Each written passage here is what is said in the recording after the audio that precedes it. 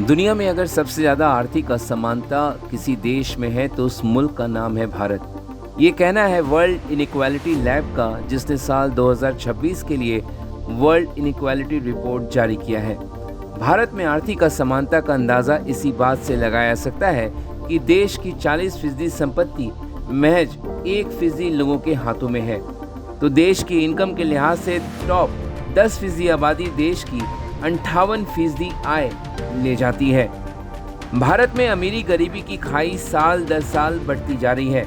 World inequality report 2026 के मुताबिक भारत के टॉप 10% लोग देश की 58% आय लेते हैं, जबकि निचले 50% लोगों को सिर्फ 15% इनकम प्राप्त होता है। संपत्ति यानी वेल्थ के लिहाज से यह असमानता और भी ज्यादा है। सबसे अमीर 10% लोगों के पास देश की कुल 65% संपत्ति है और टॉप 1% लोगों के पास देश की 40% संपत्ति है। वर्ल्ड इनइक्वालिटी रिपोर्ट के मुताबिक भारत में प्रति व्यक्ति सालाना औसतन आय 6200 यूरो परचेजिंग पावर पैरिटी के आधार पर है, जबकि औसतन संपत्ति करीब 28,000 यूरो है। वैश्विक स्तर पर आर्थिक असमानता पर नजर डालें तो दुनिया के टॉप 0.001% अमीर यानी 60,000 लोगों के पास नीचे से दुनिया की आधी आबादी से 3 गुना ज्यादा संपत्ति है। तो दुनिया के टॉप 10% लोग दुनिया की 75% संपत्ति के मालिक हैं। नीचे के 50% लोगों के पास केवल 2% ही संपत्ति है। टॉप 1% लोगों के पास दुनिया की 37% संपत्ति है, जो कि नीचे की आधी आबादी के संपत्ति से 18 गुना ज्यादा है।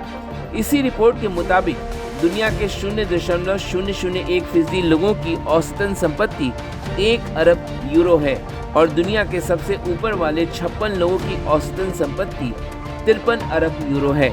सबसे ज्यादा आर्थिक असमानता वाले देशों में भारत के अलावा रूस, दक्षिण अफ्रीका और अमेरिका शामिल है।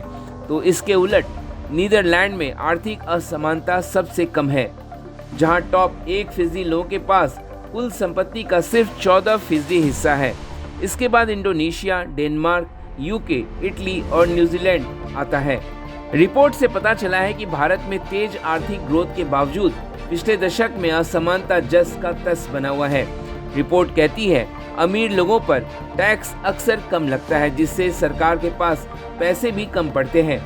अरबपति लोग आम लोगों की तुलना में कम टैक्स देते हैं। असमानता कम करने के उपाय को लेकर रिपोर्ट में सुझाव भी दिया गया है। रिपोर्ट में कहा गया है कि अमीरों पर अधिक और सही टैक्स लगाया जाए, पर सवाल उठता है कि क्या सरकारें इन सुझावों को मानेगी।